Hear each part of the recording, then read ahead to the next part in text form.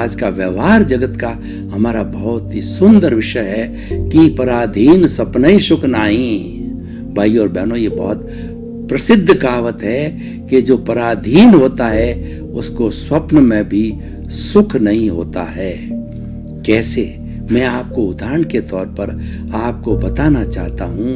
एक व्यक्ति ने बैंक से कर्जा ले रखा है, तो जब तक कर्जा चुकता नहीं रहता है, हर वक्त उसके चिंतन में रहता है कि मैंने कर्जा ले रखा है, बड़ा कर्जा ले रखा है और ये चुकता नहीं हो रहा है, और जिस रफ्तार से चुकता होना चाहिए था, जिस रफ्तार से तय किया गया है, उतना प्रोडक्शन, सेल या रेवेन्यू नहीं आ रही है और उतनी किस्त नहीं भरी जा रही है, तो वह दुखी होता रहता है। वह दुखी क्यों है?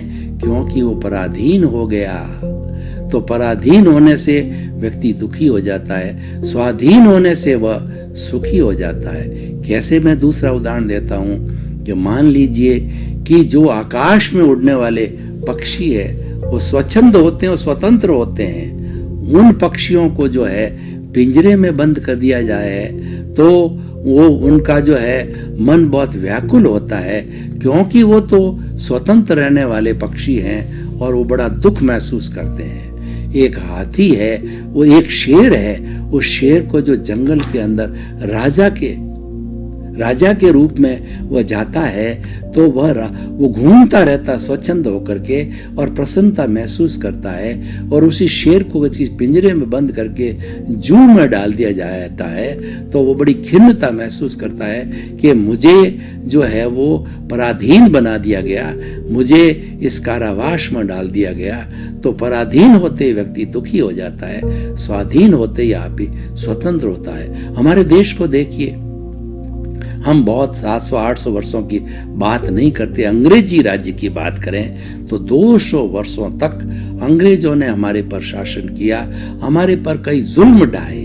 अंग्रेज हमारे देश में ईस्ट इंडिया कंपनी को लेकर के और जो है वो 1857 के आसपास आए थे, तो उन्होंने जो है वो व्यापार करने के लिए आए थे। लेकिन धीरे धीरे हमारी यहाँ की जैसी स्थिति देखी कि यहाँ पर डिवाइड एंड रूल की, उन्होंने देखा कि यहाँ लोग लड़ते हैं, यहाँ पर छोटी छोटी रियासतें हैं, वो सभी बहुत, वो कहना चाहिए बहुत वीर है, लेकिन एक दूसरे से लड़ते हैं, एक दूसरे में ईगो है। तो इस पॉइंट को, इस कमजोरी को उन्होंने, इस नब्ज को दबाया और डिवाइड एंड रूल की पॉलिसी बना के हमारे पर 200 वर्ष तक राज्य किया।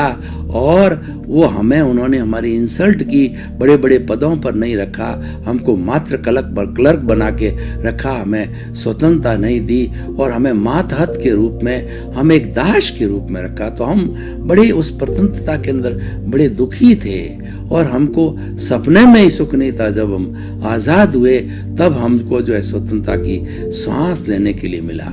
तो भाई और बहनों, इस एपिसोड का अर्थ क्या है कि हम भौतिक जगत की बात करें, लौकिक जीवन की बात करें, तो हम जो है स्वतंत्र होना चाहते हैं, तो हमारी स्वतंत्रता के जो कारण हैं उन कारणों को ढूंढिए। वो कारण क्या क्या है, उसके लिए कवि ने बहुत ही सुंदर कहा है कि 3 बात से जीव को सदा राखिए दूर, और कर्ज, बीमारी, मुकदमा, और फिर खाओ भरपूर। अगर आपको भरपूर खाना यानी आपको स्वतंत्र रहना है तो 3 बातों से परहेज करो।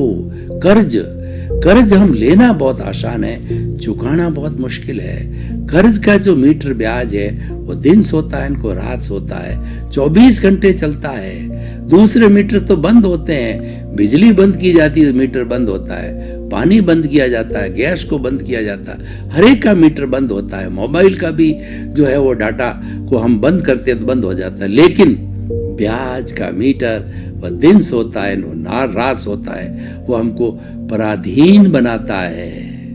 वो ऐसे ब्याज वाले को पराधीन में सुख नहीं। दूसरा है कि कर्ज, बीमारी होती है, आदमी जो है रात भर नींद नहीं ले सकता, कराता रहता है, दुखी होता है, और उसके साथ के सदस्य होते हैं वो भी परेशान होते हैं, डॉक्टर के पास जाते हैं, बार बार जाते हैं, दिखाना पड़ता है, टेस्ट करना पड़ता है, घर वालों को उसके साथ लगना पड़ता है। यानी बीमार भी परेशान, बीमार भी परतंत्र, और साथ पे जो है उनकी सेवा करना जरूरी है, क्योंकि हम जो है समाज में जीते हैं, हमारा रिलेटिव जीवन में गिव एंड टेक का है, तो हमें जो है वो बीमार आदमी की सेवा करने का हमारा दायित्व है, वो हमारा धर्म है, वो सेवा है, वो करनी चाहिए और की भी जाती है, तो आदमी स्वतंत्र हो गया।